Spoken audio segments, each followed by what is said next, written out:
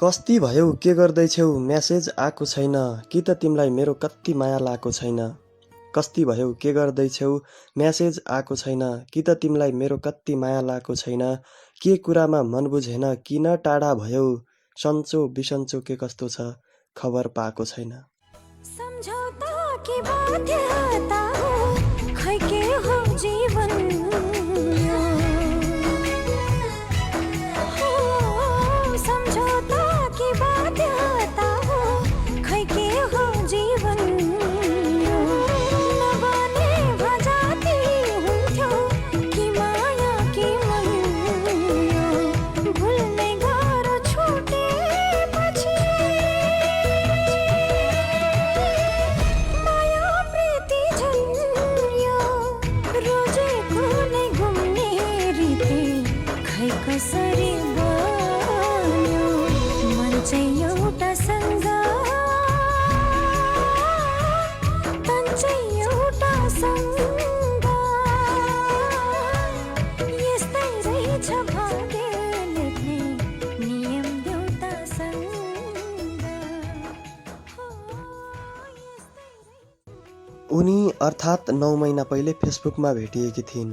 त्यसो त फेसबुकमा भेटिने मध्ये उनी एक मात्र पनि होइनन्। कति भेटिए कति छुटिए कुनै हिसाब किताब छैन। तर पनि उनी यसरी भेटिइन् कि जिन्दगीमा भेटिएपछि सिधै मेरो मनसम्म पुगिन् सधैँ सम्झनामा आउन। प्राय मेरो फेसबुकमा भए भरका केटीलाई रिक्वेस्ट गर्ने बानी, त्यसमध्ये पनि एक्सेप्ट गर्न चाहिँ कोही कोहीले मात्र गर्थे। त्यो दिन पनि म बेलुकाको समय खाना खाइसकेपछि ओछ्यानमा पल्टिएको थिएँ। एकैछिनपछि मोबाइल समाएँ र डाटा अन गरेँ अनि फेसबुक चलाउन थालेँ। नोटिफिकेसनमा रातो देखाएको थियो, क्लिक गरेँ। सुरुमै उनको एक्सेप्ट गरेको नोटिफिकेसन देखाएको रहेछ अनि केही अगाडि 1-2वटी अर्कीले पनि एक्सेप्ट गरेको रहेछ। भर्खरै एक्सेप्ट गर्नेवाली अनलाइनमा त होलिन् नि भनेर म्यासेज गरिहालेँ अनि म्यासेज पछि बल्ल प्रोफाइल हेर्न भ्याएँ। 1-2वटी अर्कीलाई पनि हाई भने उनको रिप्लाई आयो। रिप्लाई चाहिँ 2वटी अरूको पनि आयो, तर ती 2टीले चाहिँ काम छ भन्दै बिदा मागे। उनीसँग निरन्तर 2 घण्टा च्याट भयो। यसपछि हाम्रो लगातार च्याट हुन थाल्यो। फेसबुकको एउटा विशेषता के भने जे भने पनि न झापड खाने डर न केही, त्यसैले जे भन्दा पनि हुने। एउटाले पानको पातवाला स्टिकर पठायो, अर्कोले लभवाला स्टिकर पठायो, अनि त के छ र प्रेम प्रस्ताव नै नगरी प्रेम भइरहेको हुने। हाम्रो पनि यस्तै भएको थियो।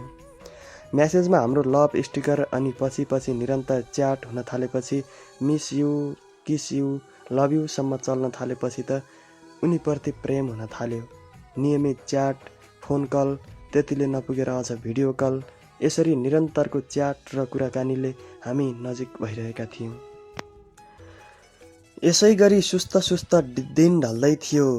यो मनमा प्रेमको आगो दनदनी बल्दै थियो।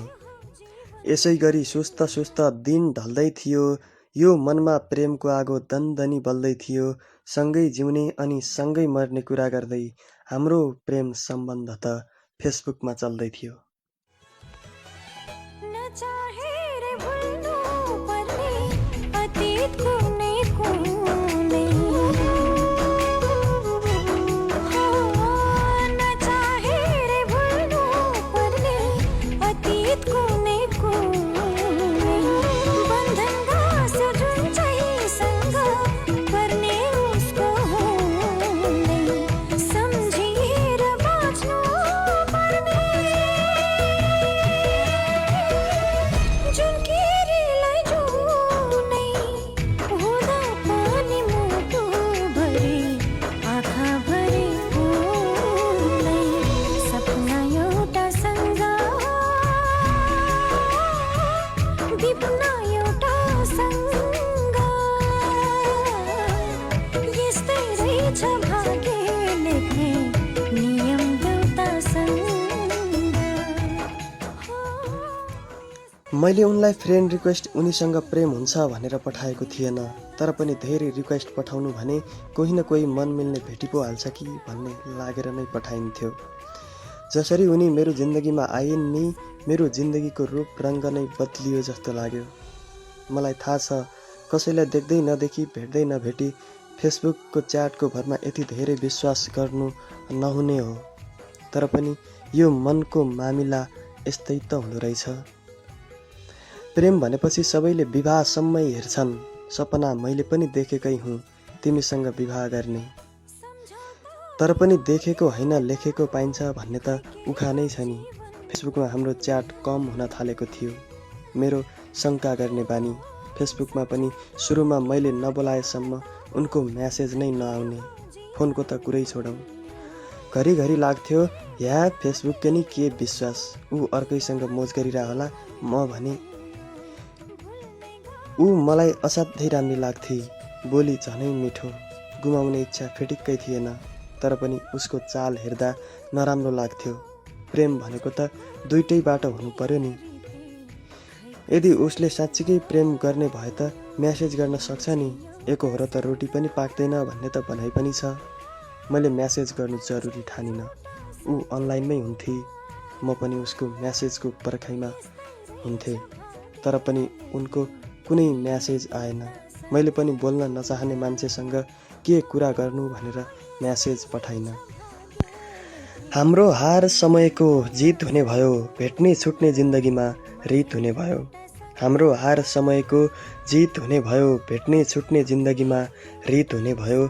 सँगै जीवन बिताउने सपना देखे पनि फेसबुकको प्रेम त फेसबुकमै सीमित हुने भयो। माया एउटा सँग हो, बिहे एउटा सँग।